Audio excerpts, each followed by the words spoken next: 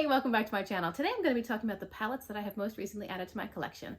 I have been more selective about palettes coming in lately because I get a little overwhelmed by all these declutter videos and how we just go out and spend money on whatever grabs our attention. I don't want to do that, so I've been trying to be more selective about what I do bring into my collection, and I'm excited about every one of these palettes. If you're new to my channel, hi, my name's Rachel. I'm a homeschooling stay-at-home mom. I love to play with colorful eyeshadow. This eyeshadow look is filmed. I will link it down below as soon as it's live. It's my second look using the Solomone 2 eyeshadow palette from Udenzai. If you like lots and lots of colorful content on your timeline, I upload at least 3 videos a week, and I hope you consider liking and subscribing. So we might as well start off this video with the Solomone 2 eyeshadow palette from Udenzai. This palette is so beautiful. If I could design a color story, it would probably be something like this. A little bit of blue, a little bit of purple, a little bit of peachy, yellowy, reddish, a little bit of deepening shades, lots of light shades, and lots of medium toned shimmers in every color that I would want.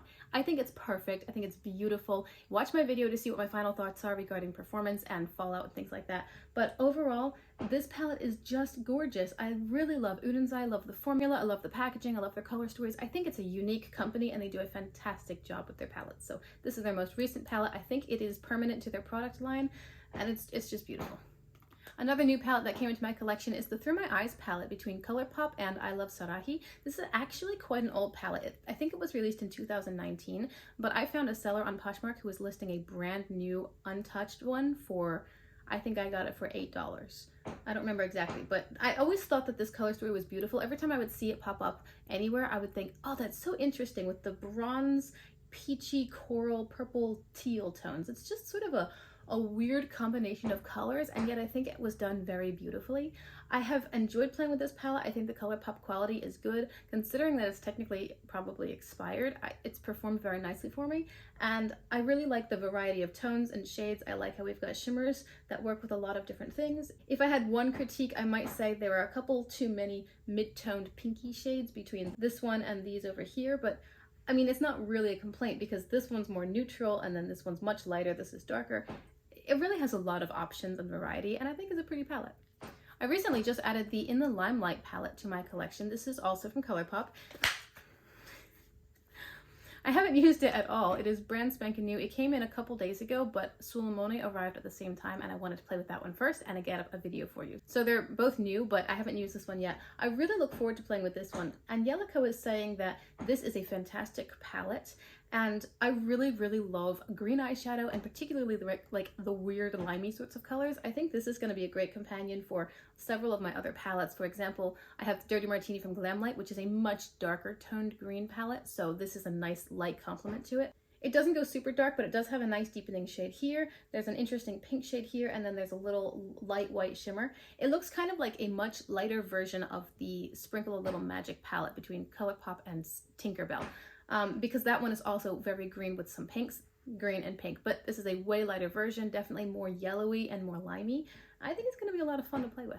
My penultimate purchase from Udenzai was the Hella palette. I was really excited about this palette. Honestly, I have been very excited about all of these palettes. That's why I got them. You know, when it works in the budget. But this is the Hella palette. This is the only palette for which I have kept the outer sleeve, because the outer sleeve is different from the inner packaging, and it's pretty cool actually. I like the grayscale with a tint of green.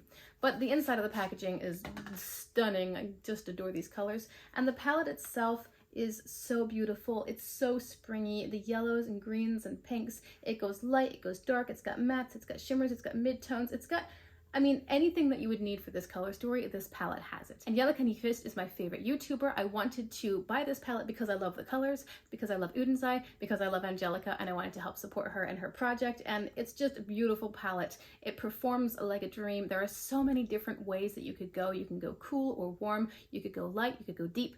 This is also going to be a great palette to pair with the Limelight because of all those light greens, and I'm excited. It's really beautiful. I have so loved playing with this one. Amazing. The last one that I got from ColourPop recently is the All Amethyst palette. This one was a little bit of a risk because it has gotten some mixed reviews. Some people love it, say it's amazing. Some people say it's not as good as a lot of ColourPop's other more recent palettes, but I loved the color story. I always am a sucker for a cool tone purple because I have cool undertones on my skin, and you see a lot of purple palettes, but they're not often cool toned. This is truly cool toned, and apart from that, I think it's an interesting color story. Like, you've got a lot of unique purple tones and then some random things like this one here, kind of a grayish, greenish sort of purple matte.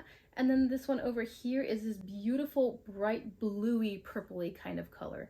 This is an interesting color story, and I did swatch it. It swatched very nicely. This, just like Limelight, because they arrived at the same time, I haven't played with because I really wanted to get the Solomone 2 video, the looks done and video live. So these are next on my list, and I think it's really pretty. I'm hoping that I got a good one. I don't know if people's problems were a matter of formula, or maybe some people's palettes were a little bit more hard packed, and so people were having trouble getting the pigment out of it. It might have to do with skin tone. Maybe it works better on some skin tones than others.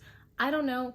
You know, it was a bit of a risk, but I got it on sale, so I'm excited about this one. And for the record, I adore this packaging. I feel like this is what BH Cosmetics birthstone packaging should have been, because they wanted to take the stone and really accentuate the beauty of it, but they did so at such a low cost. I'm not complaining about the cost. Those palettes were $9, but this is only a couple of dollars more. I just think the packaging is so beautiful. So beautiful. It's perfectly done. But aside from packaging, I'm looking forward to playing with the palette. Hopefully I love it. And finally, unexpectedly and unplanned, I got the Orange Sorbet palette from BH Cosmetics Sweet Shop series. These palettes are generally pretty hard to find. Just so you know, on my Instagram account at Shimmers and Silver, if ever I'm on Poshmark or Mercari and I see a hard to find palette for a really good deal, I share those in my stories. I have shared for a site from Raw Beauty Christie, I've shared ColourPop's All That and Good Sport. These palettes, I recently saw these on one of those apps. I don't remember which one, but there were 3 of them listed for $40, which is if you bought them originally, I don't think they were that expensive. But now that they're hard to find and they're so beloved, $40 was a great price for 3 of them that were all pretty much new quality. So if I find really good deals on those apps, I share them in the stories on my Instagram, so make sure you follow me there. Anyway, I have considered at various points getting any of the Sweet Shop series because I love all the colors and I've heard that the formula is incredible. I especially consider the pistachio. However, at this point, I have a couple of green palettes. The Dirty Martini palette is my favorite green palette. I love it. I have blues and purples, and that's the Cotton Candy palette. The Waffle Cone palette is browns, in which I have no interest. Then there's the Orange Sorbet and Cherry on Top, and is that it? Or is there one more? I can't remember. But Orange Sorbet fills a gap in my collection. I don't have hardly any orange shadows. I have like one in my Cat's Breath palette from Udenzai. I think there's one orangey sort of shadow in the Michaela palette, but that's mainly neutrals, not so orange. I love orange eyeshadow and I want to pair it with lots of different colors. I want to try it with purple, with green, with pink, with yellow, with red. I want to try orange with a lot of tones. And I didn't really have any good orange in my collection, so that's why I bought the Orange Sorbet. I got this for $10 off of one of the discount apps. I don't know that it was ever swatched. It's in beautiful condition. I did swatch it myself and I was like, oh, yes, because I have at various points tried to find a coral palette. I bought Coastal Coral from ColourPop, I bought Sweet Talk, and both of them ended up being more orange on my skin than coral. So the Through My Eyes palette from ColourPop, that has more true corals, which actually look coral on me, and this one is a combination of orange and coral. These shades right here are actually quite coral. They're not orange. They look good with orange, but they're not orange on my skin tone. And so I was really excited to swatch these because I'm like, oh, finally I found the coral shade that I want. So I'm excited about this palette. I really love the packaging. I think that these were done so well.